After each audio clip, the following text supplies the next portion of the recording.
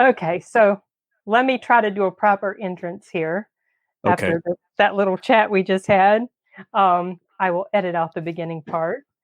This is Justin Thomas James, and I'm getting ready to interview. He works with us at Soundbooth Theater. You guys already know who I am. Justin is our very excellent project manager. He's also a narrator. And so I'm going to just let him talk about how he got into this field of narrating and project management. It all started when my mom was back in college. She met my dad. No. Yeah, thank you. Thank you so much for having me on, Sin. Thanks for coming. It is a pleasure to be here. I love the Terminator Isn't it great? frame. This is Oh, the and first look, time I've ever been. I got my Sarah Connor Whoa, 2020 shirt on. Sarah Connor 2020. Yeah. No fate. Yeah. I don't get that. I don't get the no fate. Well, you know, in Terminator, when she said no fate but what we make for ourselves. That was like a line in Terminator. But basically, this is Gotcha. a shirt. It's from another YouTuber. It's called Terminator 2.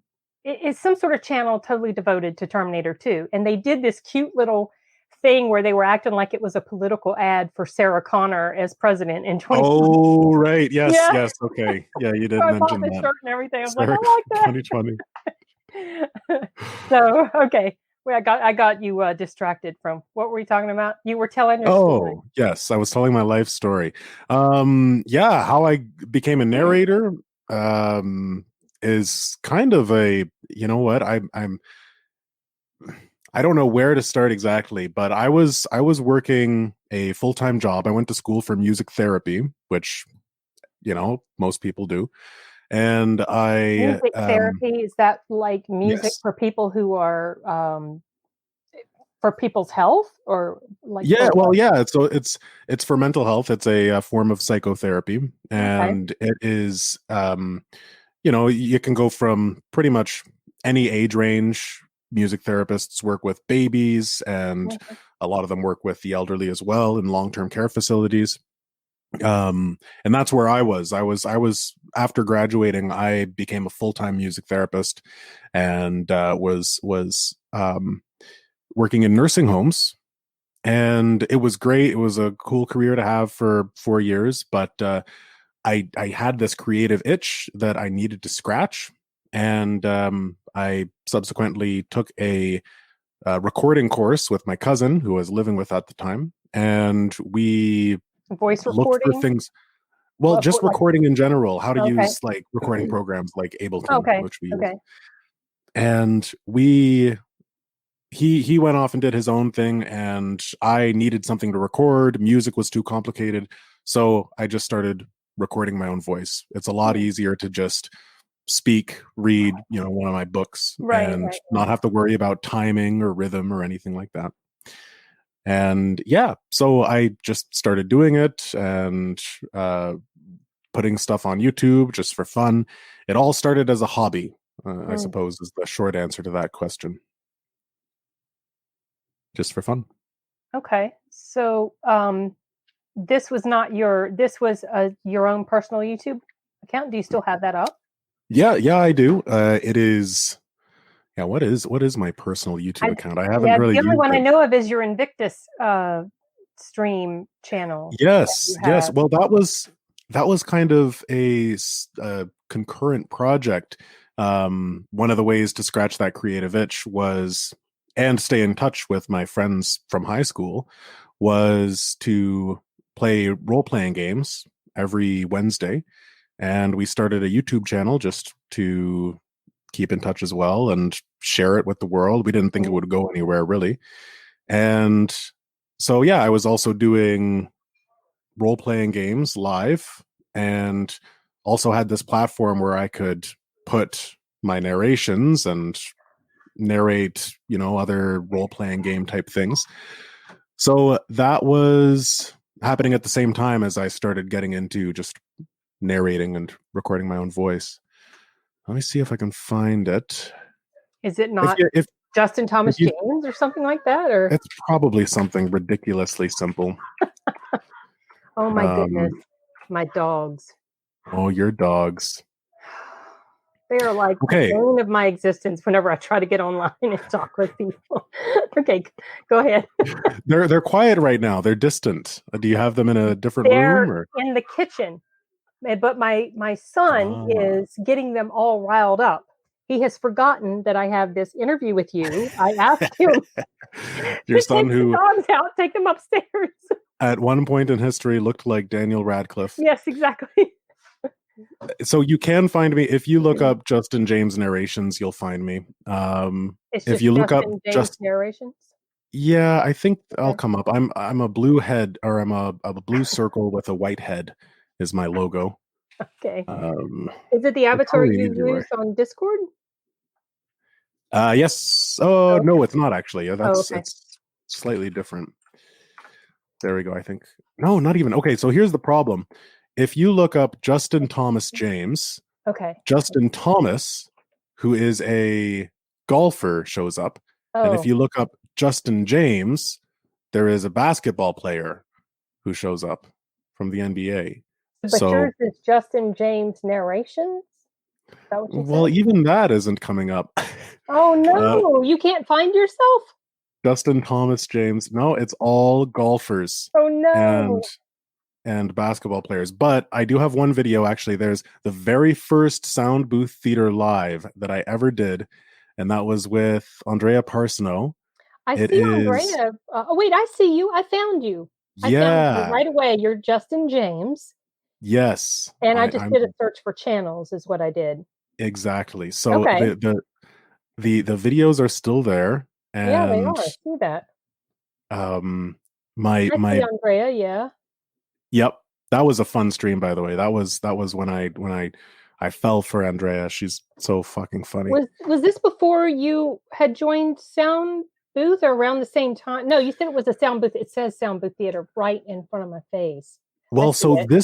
this was technically before I joined Soundbooth, but it was when Jeff was starting, or maybe Jeff had just started doing Soundbooth Theater Live, and he was looking to kind of expand it.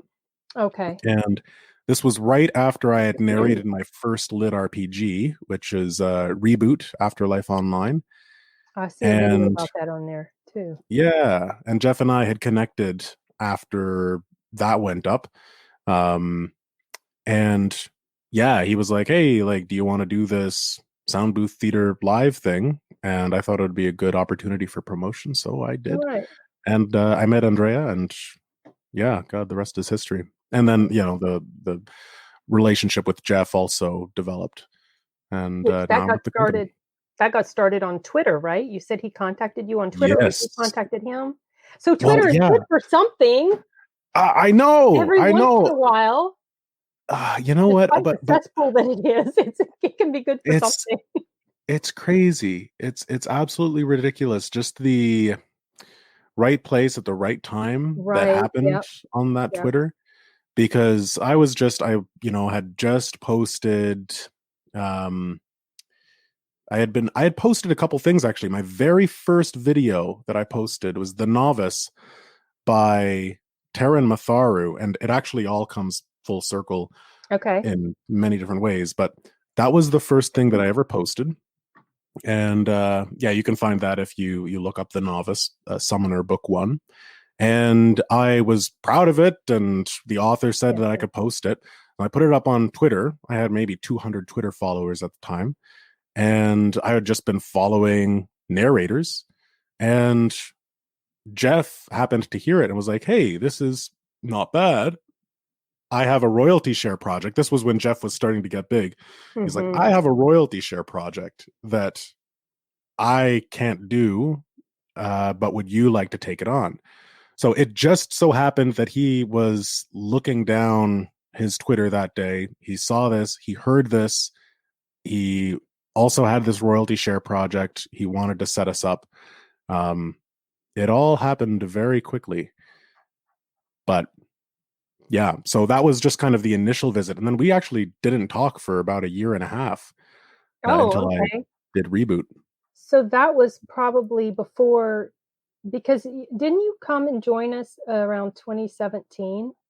Yeah, So that yeah. would have been maybe around the same time that I first met him, or even before I met Right. him. because I didn't meet him until about spring-ish of 2016, meet him online through the Audiobook Blast Okay. or Audiobook Boom newsletter. That's how I first, It was encountered him. Audiobook Boom newsletter. Hmm. Yep. Isn't that Oh. crazy? I Were think I've you told you. hunting? Were you So hunting for a narrator? no, what happened is, so I had already started getting into narration myself. Right. But I also was just an avid audiobook listener, like just obsessed with audiobooks. So I found out about Audiobook Boom and I joined up with that, and I was putting in all these requests, and I was getting audiobooks, and I would do the reviews for them, and I would listen to them, first come, first serve type thing. And so I saw this story. It was for the anonymous source. And I was Right. like, oh, that sounds like the kind of thing I would love to listen to. And I listened to the sample and I was like, wow, that's really impressive. And I put in a request. He sent it to me, the code from, Yep. for Audible. And then I put it on my list. And then a couple weeks later, maybe a month later, there was another one and it was about witches. And I listened to that sample and I'm like, oh, wow, this is pretty impressive. And I put in the request. I didn't even notice it was the same person.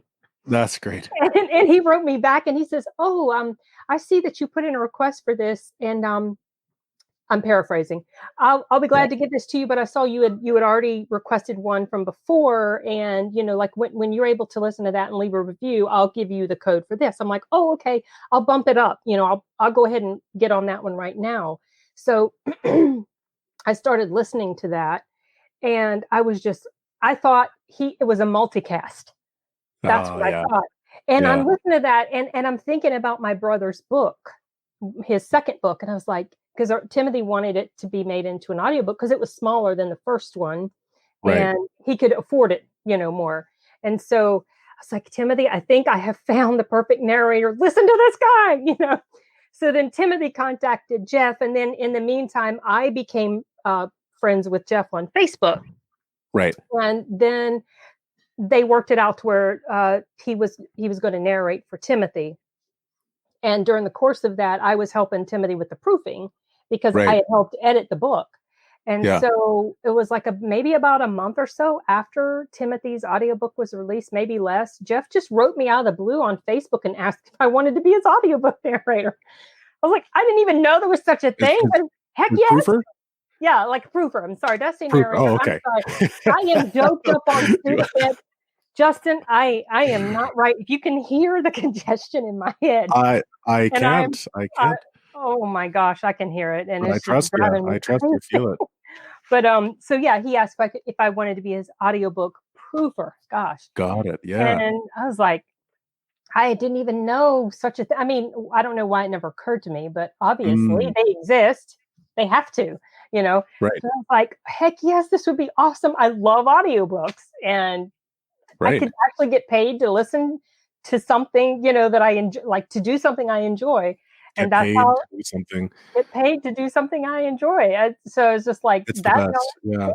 But it was so crazy because if I had never been interested in those books, I never would have met Jeff. Yeah, it's those little things. It's the audiobook boom. You probably wouldn't have met him, or you wouldn't have met him in a capacity. Nope.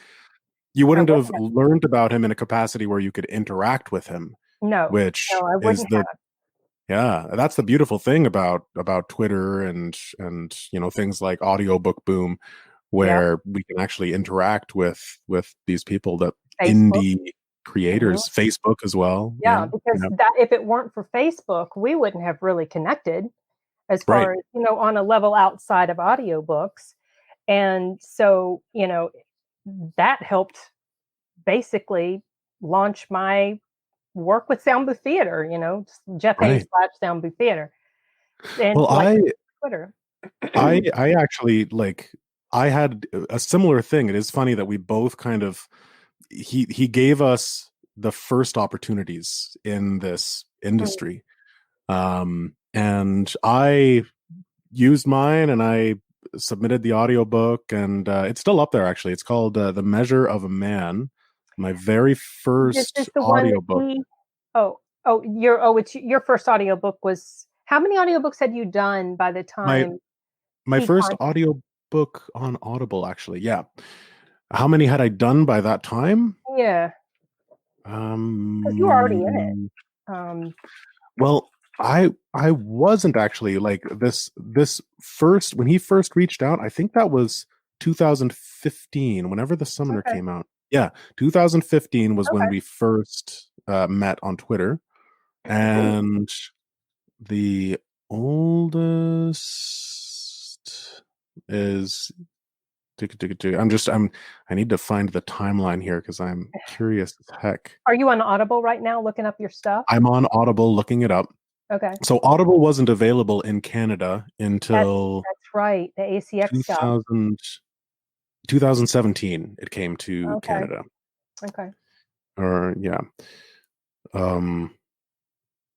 Well, I can't find it here actually. Measure of a Man. Do you think the author pulled it? Maybe. Oh, nope, there it is. Ooh, Okay. 11 ratings. Oh, 4 wow. star. Woo! All right. That's your very first one. I'm going to need to go and listen to that and hear how you did. Oh my God. Did the word pasta come up? Probably. No, I don't think it did. I don't think it did.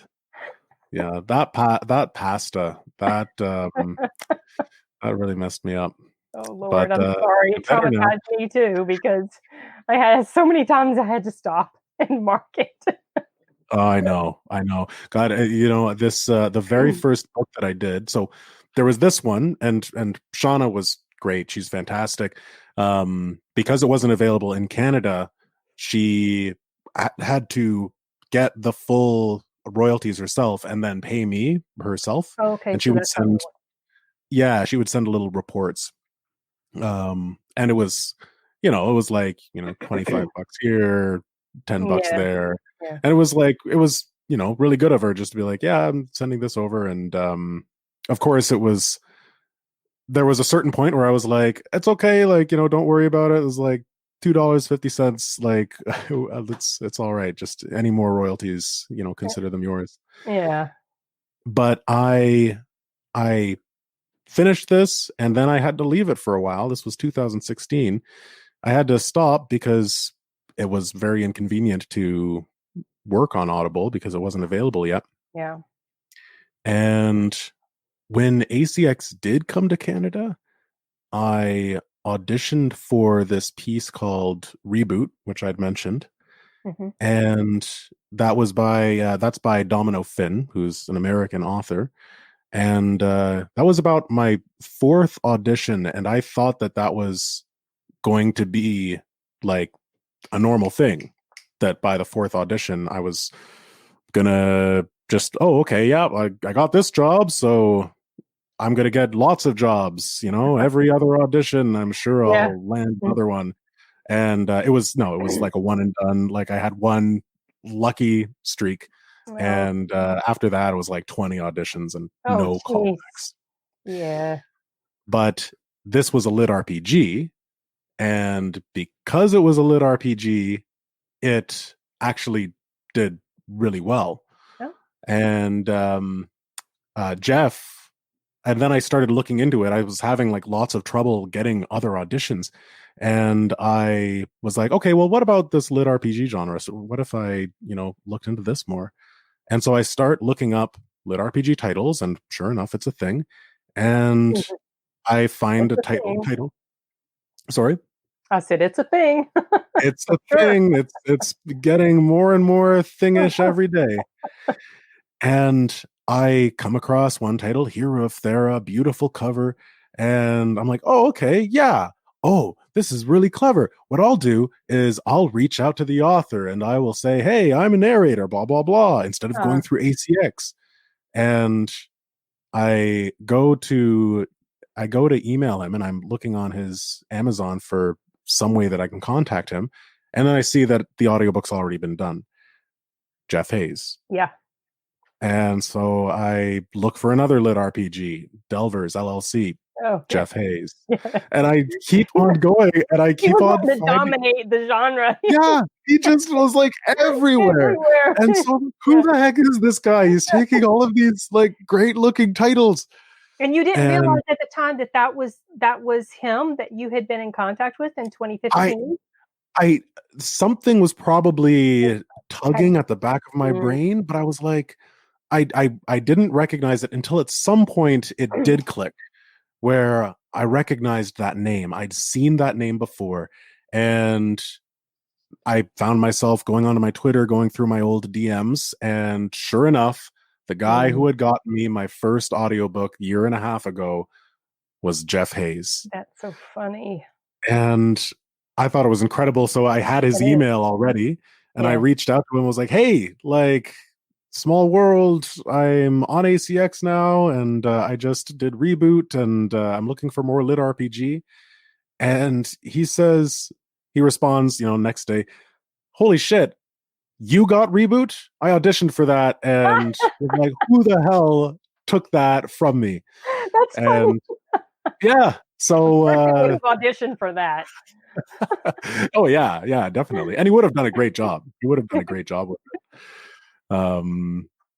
But that's It's cool yeah, because if the author hadn't gone with you, then you and Jeff may have never reconnected again. right. Isn't it funny how these things just work out? Absolutely incredible. And so that was my first big audiobook. And you think that Pasta was bad? I had so many little issues that came up during Reboot. I remember having, phone calls with the author who was very sternly letting me know that, what he was listening to was inconsistent and there were Oh, audio glitches. And this was when I oh. discovered the warp issue, You where discovered what? the What was warp issue, Oh, do you yeah. remember the warp Yeah, issue? and you were using Ableton for this? Yes. Oh, yeah, that warp thing Yes. is crazy. This, for those of you who don't know, when you export something on Ableton, especially something, long like an audiobook, when you turn it into an audio file, it will randomly create little hiccups in the audio. It's because it's And trying to make it it's isn't it something about it's trying to do something with the beat because it's geared towards yes, music, so it's not yes, treating it as vocal work. narration. It's not Yeah. treating it as, it's trying to bring, on some level, I don't know how the algorithms work, but it's somehow trying to sync it up with the tempo Mhm. that you have set, which you have to have a tempo set. Um, and so I would Wow, that's such a export, mess. Ugh. I exported, and then he would be like, okay, there's a couple little like weird hiccups, and I would go into the set afterwards, and I would go to the retake spots, and I would be like, oh yeah, I do hear a glitch, and I'd play it, and then I'd play it again, and it wouldn't be And it there, wouldn't right, yeah. Yeah, isn't that right? weird? And so Oh, I would be like, no. okay, it's gone. I export it again. And he's like, what But the it would hell are you doing? It's now you've got glitches in this spot and this spot. And I just nearly lost my mind. oh my goodness Um, gracious. and I troubleshooted. Finally, I figured out, okay, I have to dewarp everything. So Mm. there were several nights in a row where I stayed up until 6 in the morning just listening to the audiobook, making sure that there weren't any glitches there, and making sure that I'd exported the right files, and all of the different versions were weeded out, and it's just the ones that I needed. It was a Oh, Lord. grueling, Oh god. grueling process. How long was that audiobook? It was long, and I think, like, my narrating now, it would take me probably every 2 hours or 3 hours of recording is 1 hour of narration. This took me a lot longer just to record it. Mm. Um, like maybe 4 hours per 1 hour of audio. Wow. Is that Um, because it was still you were still relatively new or just because of the issues with I mean, was that the first time you'd used Ableton? no. I actually learned how to record on Ableton Okay. a So few years what before. was causing it to take Well, so there were a long? couple things. So the actual, that was just to record. With actually creating this audiobook, because I was doing the proofing, I was doing the Mhm. polishing, but I didn't Yeah, really know what polishing was at the time. right. Um, Mastering, that was, basically. yeah, the Yeah. mastering stuff. I probably, it was probably 10. I probably spent 100 hours on this project. I believe it. Just Yeah. whole days just dedicated to it. I wasn't at my full-time job anymore, so I could focus on it. But the things that made it tough, obviously, the glitch issue was a big one. Second of all was wrangling all of the audio settings that ACX needs, Right. the requirements. That took me a while because I would get one and then I'd have to re-export a chapter because of the glitches, and then I would put it back, and I just didn't know how to get it consistent. So there was a lot of re-exporting. Oops. There was a lot of re-exporting that takes a long time, as you know. Yeah. Yep. And then there was also the pronunciations. One of the Well, okay. one of the Okay. Yeah. one of the best things, two of the best things that happened to me as a narrator, uh, was getting you as a proofer. As a Canadian narrating in an American accent. The two best things that could have happened to me was getting you as a proofer and getting Domino Finn as my first author, like full title author, because Domino was patient and he did not spare me the mispronunciations. I learned how to say about in an American way. I learned how to say sorry in an American way. So it was about, it was sorry. Yeah. It was process. I let some of those slide with you because, and I've heard it a little bit sometimes in your narrative, but the reason I let it slide is because I know that a lot of the border states up there, because I have family in Michigan, and they sometimes have that little Canadian twang sound, even though they're not Canadian. So I let some of I was like, you know what? Some Americans actually do say it that way a little bit. So I'm just going to listen, but I could not let the pasta go. I just couldn't do it. Pasta. Yeah. And the book that it was in. I was starting to question whether, wait a second, how do we really say it? You know, pasta. Yeah. Pasta. there was a lot of that word in that particular book. Whew. And Gary is still doing that, by the way. Gary is still putting that in. He did that in Adventure Academy, maybe once. His latest book, I do love maybe that. Twice. He snuck it in. Oh yeah, it's great. And he just makes it really obvious too. He's just like pasta. Yeah, I really appreciate that. I'm sorry, we were picking on you so hard, and you said something about, what was it you said? Because we were all like ragging. Well, it was like Jeff, me, you. I mean, we were still kind of. I don't think we hadn't expanded hugely, but you said something about how you're just killing the Canadian in me. Yeah, I know. I'm no longer going to be able to sound like myself. I now have to be this So American. how do you talk in your real life now when you're not narrating? Have you sort of adopted that? Oh my God. I enunciate so much. Oh wow. I remember it was last summer I went on a date, and we were talking, and I can't remember how it came up, but she was just like, you really enunciate everything. There's like, you don't mumble words, you just every single word that you say has like its own space. Yeah. Segmented. It's segmented. Yeah. Do people wonder if you're even Canadian sometimes when you talk to them now? Oh yeah. People think that I could be from anywhere. Actually, I've had people, fans, listeners say that they never would have guessed that I was Canadian, which is a great compliment. Right. Yeah.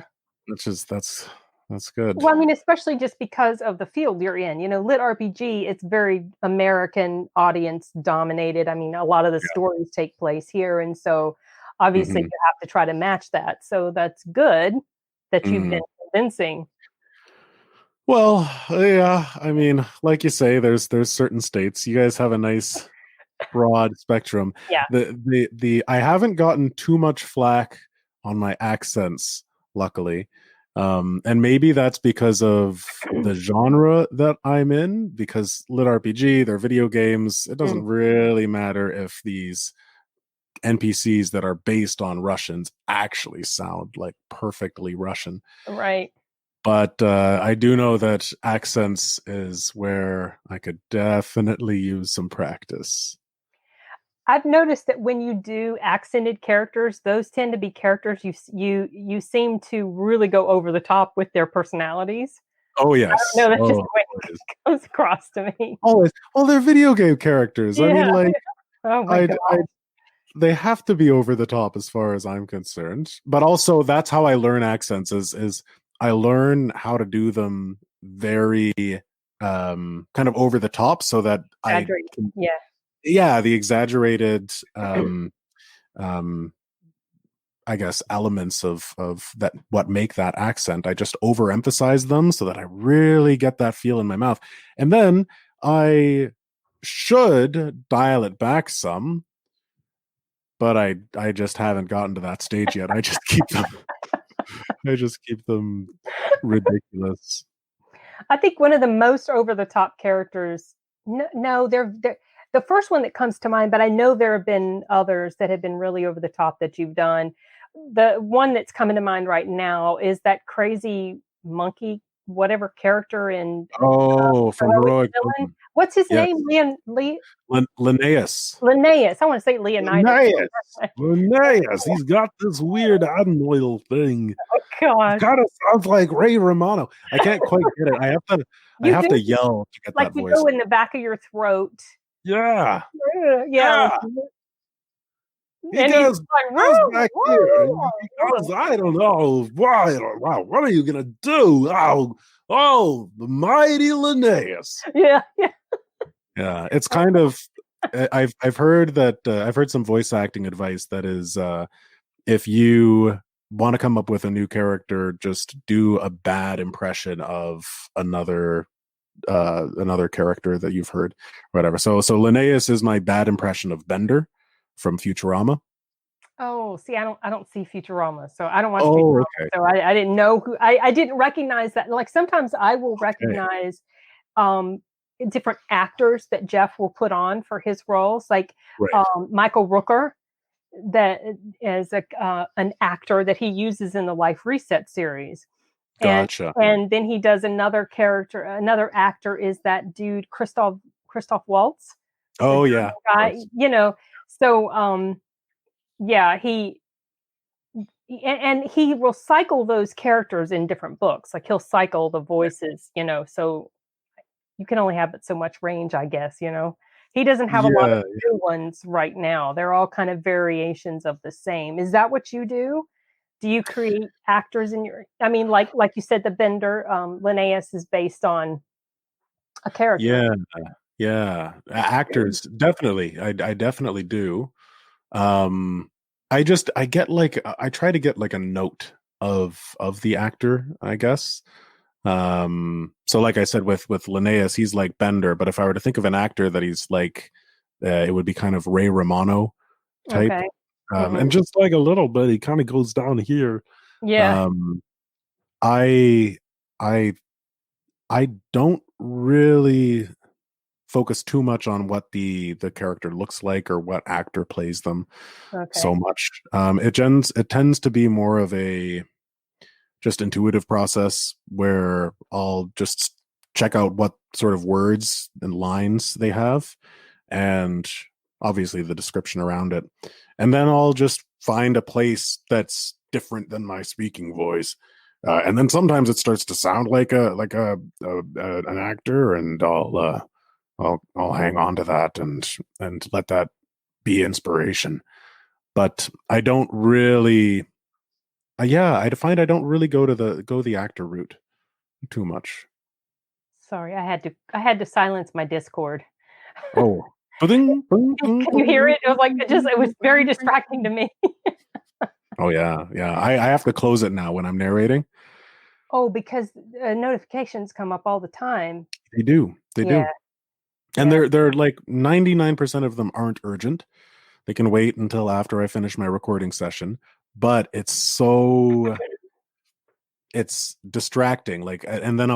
I'll see the little red circle, and I'll be narrating, and it's like a bead of sweat will start to drip down my brow as I'm trying to focus on reading, but I'm being pulled to this. Yeah, you're getting because you have all that other stuff you've got your fingers in that you're involved in. Yes, So yes. one of my questions that I was going to ask you is a similar question to what I asked Annie.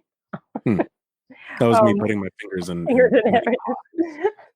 Was what is the hardest character that you've had to play? Whether it's a difficult character for you to connect with or just voice wise technique. Oh, that's a good question.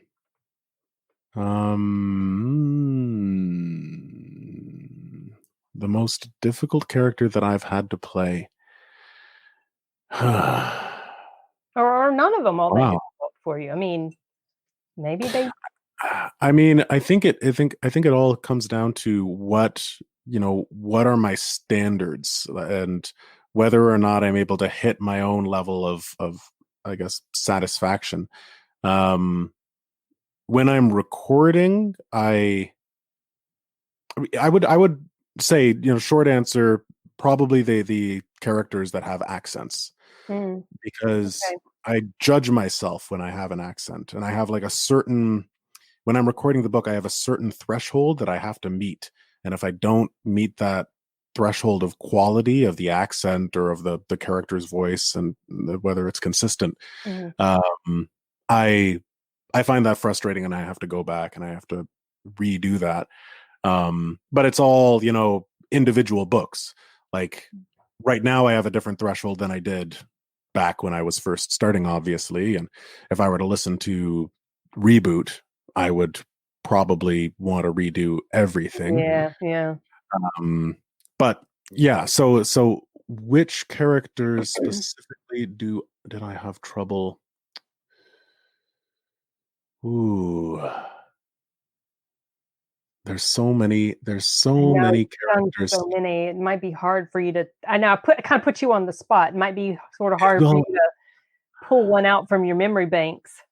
I'm really appreciating how, you if you ask this to any narrator, they're probably going to they'll probably have some that stick out, but just the vast amount of characters that narrators play, it's kind of a unique role, because like film actors and TV actors, they have, one role per project generally, Yeah, usually unless you're Eddie Murphy and want unless to you're Eddie Murphy.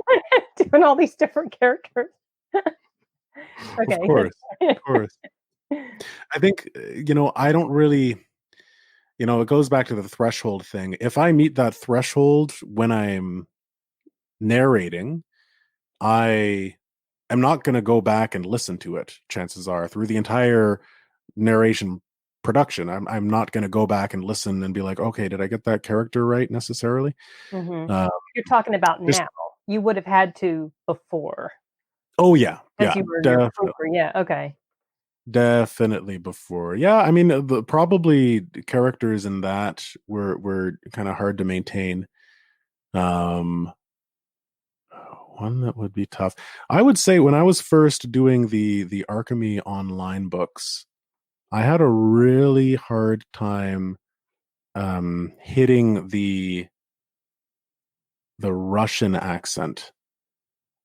And Um, which character has that accent? Because I haven't proofed all of those books.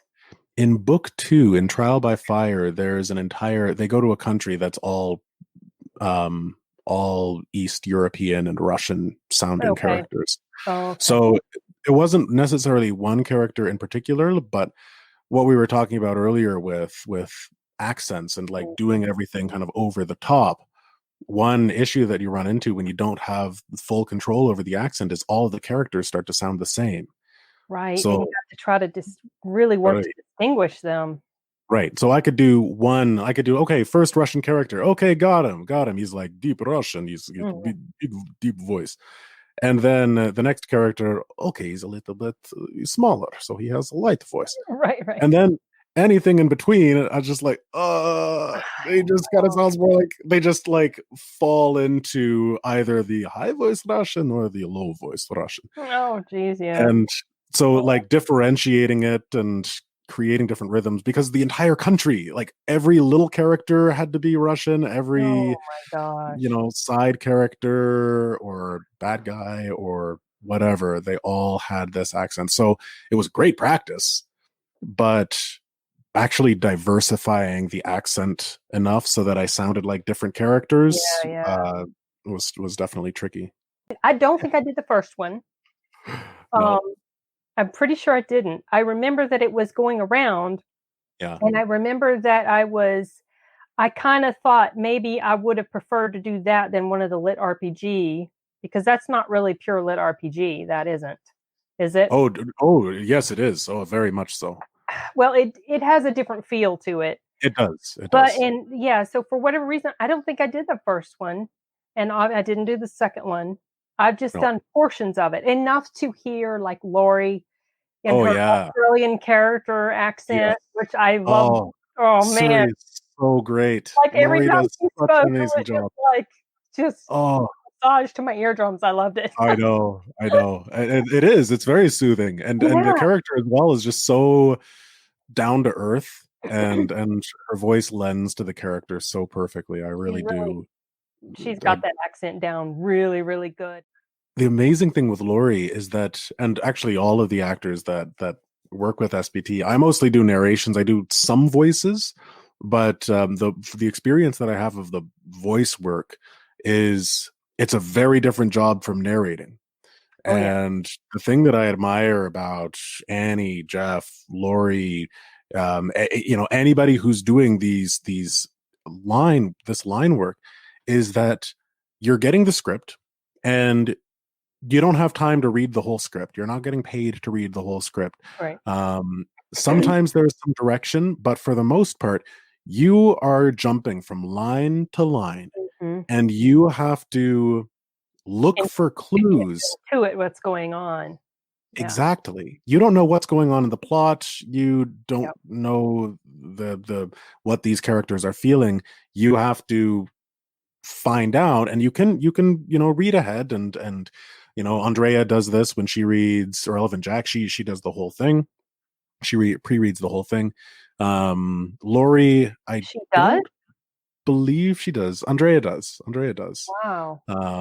At least she has in past books. Oh, Or she reads the whole thing as she's going from line to line. oh, okay. Lori, she jumps from line to line, and because there's huge sections of the book that don't have Right. female narration or female lines. So she's jumping in, and she's able to not just hit the right emotion, but really capture the nuance. Mhm. Especially with Suri, like she's kind of melded with Suri, and it's uncanny sometimes to listen back and hear Laurie's work after it's been added, and remind myself, no, she didn't have this context. She just figured it out. She just Yeah. was able to intuit what Suri's feeling in this moment. But she's done It's so many incredible. books. I think she's just it's just something that probably comes second nature to her, you Yeah, know? yeah, So, yeah, yeah. but it's cool to listen to the full multicast whenever whenever you guys have put in all your voices and stuff, and then to go through in the proofing, and when there's not issues with timing, Oh which yeah, is yeah, kind of rare, but when there's not issues with timing and you just listen right on through, it's like you guys are all in the same room together yeah. doing this thing. It's just really cool how it comes together, especially when the It audio is. is pretty balanced and it doesn't sound Yeah. like someone's using a totally different microphone. Right. Exactly. I really am. I really am stoked with the process that Soundbooth Theater uses, and we use it every day, and we see it. We're very close to it. But when you step back and be like, okay, what are we doing? It's very unique. It's very unique for this Yeah. industry. Yeah. Everybody at the company knows how to use Ableton, Yep. on some level, and we're all working within this set. It's more complicated. It's a more technical approach, Hmm. but actually being able to all work and under the same program, I think creates some really cool opportunities, like you say, to be able to hear everything that's happening before your line and deliver the line, adjust your recording setup in a way so that it does sound seamless. Right. Yeah. You know, It's a s- it's really crazy the stuff we do. The stuff we it's pull off. ridiculous. It's so crazy. I It's know. it's a very practical, but like the hard way. Like I have a feeling like if we like sat down and spoke with like Podium and Tantor and like I don't know how they do their multicast productions, but I have a feeling they'll be like, "Whoa, guys, why? Why are you doing this to yourselves? It could be so easy. They It could be so probably easy." I wanna say they probably have people that come into the studio and they're being Yeah. directed. That's probably what's Yes. going on with them. But I Well, remember. Yeah, go ahead. that's where we want to get. We would love. I mean, if it weren't for this pandemic, we would have done a lot more of that this year. Yeah, that's right, because that was something Jeff was hoping that you Yeah. guys could do, like, bring you guys in, once or twice a year for a couple weeks at a time and do a whole project, and I Yeah. think was he hoping to do that with Dracula? I can't remember. Yes, he was. He was. And then that's when the restrictions started happening. Annie was the only one. I think she did travel She there. did go. Yes. It was right. Maybe it was right after He had then a because she was lot there. of narration to do, so and it was in Yes. that other accent, so and 2 Yeah. separate Yeah. British characters, and so, he kinda was, like, watching over her, and kinda helping to Right. direct her, I think. So, but it I remember when Jeff first started doing multicast, Hmm. and for a while, it had just been Jeff and me, and then we bring in Annie, and Yeah. then you and Laurie come along, and I remember I was like and it's more work involved, obviously, and Yeah. I was saying, Yeah. I was like, to Jeff, "I wish it was like, just you narrating now," because it was like all these others, all these other little cogs in the wheel that Yep. slowed everything down, and it was like it was weird because it was exciting to have this new stuff happening, but at the same time, it was like, "Oh my gosh, it's so much more work," and he did an interview. I can't Yeah. it was a video, interview that he did with somebody online, Okay. and he was talking about we had just gotten started doing the multicast stuff, Right. and he said something in there about how it was a pain in the ass. It was awful, Yeah. but he could see that it was a good opportunity that would open up a lot of things for Hmm. us for Sound Booth Theater. And so, it was like he had this foresight to be able Yep. to think that, okay, this is the way to go. Yep. And Yep. he's created basically a good reputation, because of that, Sound Booth Theater is now what it is. Mm-hmm. So, Mm-hmm. And the process has gotten a lot easier. yeah, I mean, it for sure. is dependent on the narrator setting up the recording and the Ableton file so that it is easy for everybody to use and to see where all their lines are and Mm. to be able to navigate it, whatever. But it's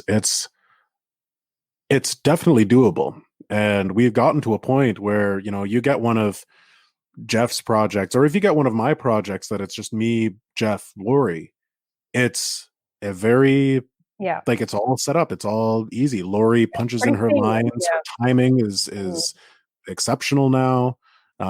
Jeff obviously he's got his method down. So then proofing that it's just like blah, blah, blah, blah, blah, Yeah, blah, yeah. Mhm. right. Yeah. Yeah, that's not how it was when we first started The beginning, with I was like, "Oh oh my my god. And then there was one book. There was one book that it was not just multicast, but it was dual POC as well, or POV, not POC. What? Two people of color. No, Lori is not a person of color, POV, as yeah, far as I know. right. The Yeah. different narrators, exactly. Like the Yes, exactly. Mhm. So then, and that just like really messed us up because we had, I guess we were doing separate, like one set per chapter or something like that, and then I had to jump in and I had to narrate most of the stuff, but then I couldn't narrate her POV chapters, so I had to wait for her to narrate her chapters so I could add my lines to her, but she Yeah. had to wait to get mine, and then it was all So kind of much back and forth and stuff. was Yeah. convoluted. We don't Yeah. worry about that anymore. It's No. all straightforward now. Yeah. Yeah, it's certainly gotten much more seamless for sure, as Yeah. far as just or more smooth the way the process goes along. But what you were saying about, people, like more people coming onto the team and the business expanding, when myself and Lori joined, I mean, now it's a totally different ball game. Yeah. We've got, we got 6 or 7 engineers working with us, Yeah. 3 different composers. We've got 3 or 4 proofers. We have 6 different producers and, voice actors added to that, script converters, Yeah. beta listeners. We've Right. got the platform, we've got developers and accountants, blah, blah, blah, blah, blah, blah, blah. And keeping that all coordinated, like that's like, Oh, I know it's a lot. It's so much. I know. You have so much on you, Justin, because no, it's not me. It's not me. I know, but you do have your hands in almost every aspect of what's going on. Mm. And it's just and it's like when I was project manager, it wasn't as intense as what's going on now. And I'm just so glad you have taken over the reins. Let me tell you. It honestly crosses my mind daily. I'm like, how could I give this role to somebody else? I'm sure that there is some way that I could make a manual of how to do this. It's not that hard. You just look at the schedule, and whenever there's a new one, you add it in, and you set Mm. everything aside by a week, and then you just go to people. No, Um, but we got so many, like pokers in the fire and everything, irons in the fire. It's just all yes, these different projects. Oh Lord. there are a lot of irons in this fire. Currently, 1, 2, 3, 4, 5, 6, 7, 8, 9, 10, Oof. 11, 12, 13, 14, 15, 16, 17, 18, 19, 20, 21 irons currently in the fire, and that's just our project. I have to remind myself that we're in an interview right now because I Oh, yeah, want to be like, okay, so then what's Aurelia working on next? What is I know. But it's okay because who do we have it set up with? some of that stuff I leave in because some people find it interesting.